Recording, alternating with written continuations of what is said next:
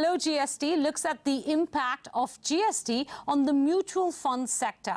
And that includes the mutual fund company, the AMC or the asset management company, the trustee company, the distributors who distribute mutual funds.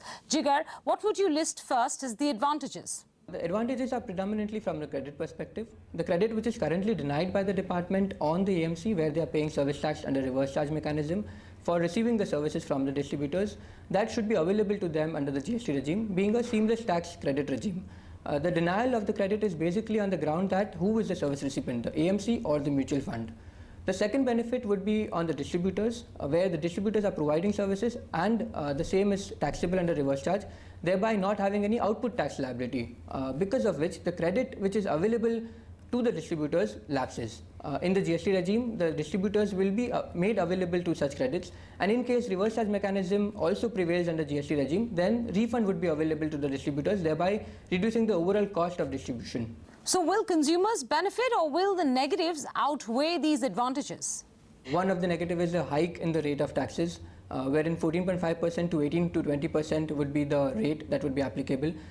We have to remember that mutual fund company per se will not have any output tax liability. Thereby, whatever cost that they would be having and the service tax that they would be paying would be directly passed on to the investors. The second issue is on the documentation perspective, wherein invoices are currently not raised by the distributors providing services to the AMC or the fund.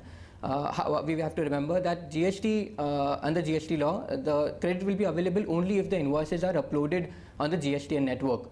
So if there are no invoices which are actually raised by the distributors, and there are central processing agencies like CAMs who are actually processing the payments to the distributors, how the credit will be given to AMC or the mutual fund, will be a big question that we have to understand in the GST era.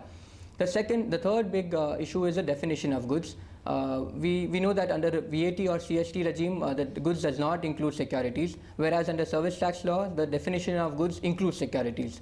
So if under the GST law, service tax definition is brought forward, wherein securities are considered to be goods, then there would be a supply of securities which will be taxable under the GST net, which would mean that trading in securities or investment in shares would also be liable to GST, which is illogical and not intentional. So how the law would be drafted is something which we have to see.